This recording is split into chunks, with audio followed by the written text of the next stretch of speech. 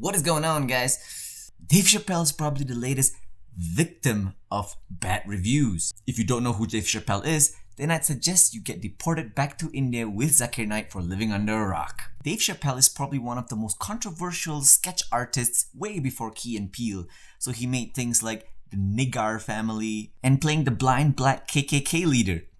Now his latest special has led to his death, crushing the safe spaces of all mankind. I mean, person kind. Dave Chapelle got very bad reviews from the critics. You get the impression that rotten durian shells were thrown at him at his special. Whereas there's other comedians like Hannah Gatsby, where you think that her special must be so funny, she must be the funniest person you can find in the whole wide world. I mean, like, duh, girls are funny, get over yourself. Come on, Hannah, say something funny. Go ahead. Talk about this line between good men and bad men, because it's only good men who get to draw that line. And guess what? All men believe they are good. Hey, girls are funny, okay? Get over it. Every time Amy Schumer talks about her vagina, I lose my mind. Women should be in control of that line, no question. And that is exactly the sexist bullcrap that will keep you in the kitchen. Sit your ass back down. How is there such a disparity between the critics and the audience? That is the exact kind of go woke, go broke phenomena that pushes non-social justice issues that blew up in 2018 and then quickly died down in 2019. And the biggest blunder of all is probably how Disney is treating the Star Wars franchise. Have you seen the new trailer? My God. Hey, what the hell are you doing here? Ah, so beautiful. Social justice. Well, the reason why there's so much hate for Dave Chapelle is because he makes pedophilia jokes 10 minutes into his special. He also claims to be a victim blamer. So if someone were to say, "Hey Dave, did you hear about how Chris Brown hit Rihanna?" Well, what did she do? And the critics will then say, "Misogynist apologists!" And if Dave Chapelle were to be Malaysian, this is how the conversation would be like. "Hey Dave, did you hear about the pedophile at UKM?" Well, did he actually touch any children? And the critics will then say, "Pedophile apologist!"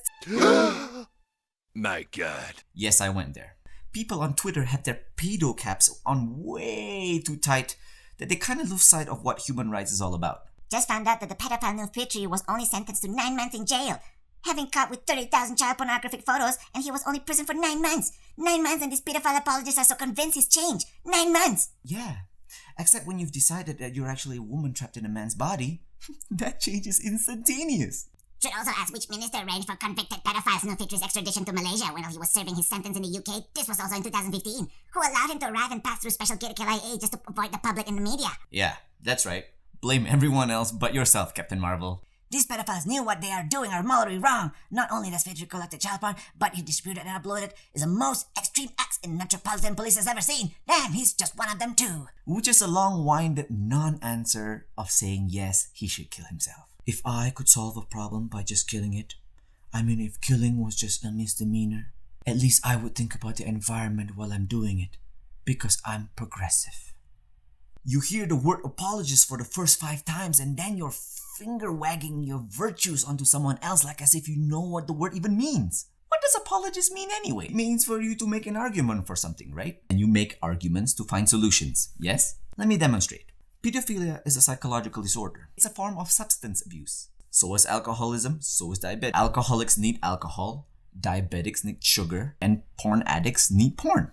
Would you think that a diabetic would stop being one just by telling him, "Hey man, you should stop eating sugar"? Or would a porn addict stop masturbating when they're left home alone by just telling them, "Hey man, stop masturbating on the couch"? At least alcoholics, whereby men are 4 times more affected than women, they have AA meetings to talk about their feelings. Humans are social beings. We cannot live without social relationships.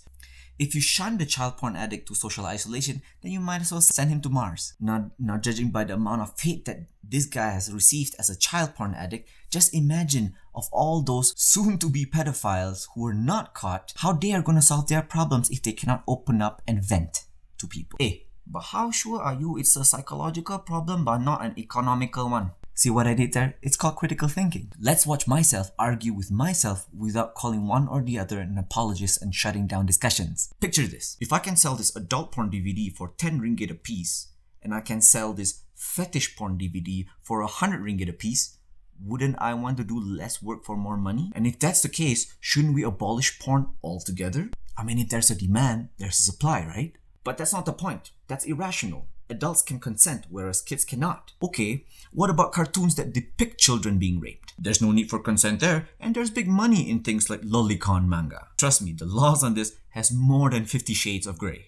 Let's take it a step further. If consent was all you need to keep your moralities in check, what about I use AI to collect Instagram story videos of all your friends and deepfake their faces onto adult porn stars?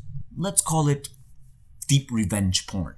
But the consent, the consent, yeah, you've already consented to these big tech companies that once you use their app, that your face can be made public without them being held liable. Yeah, but I can sue these companies for distributing the porn. Nope. You know those apps that you're using that you didn't even read the agreements to? They're never liable for the shit you post on the internet. And when you shit on the internet, you best believe you're gonna leave a deep stain. But hey, at least when Pornhub is trying to solve this pornography problem, they're thinking about the environment while they're doing it. Am I right, liberals? Hello, this is Nikolai.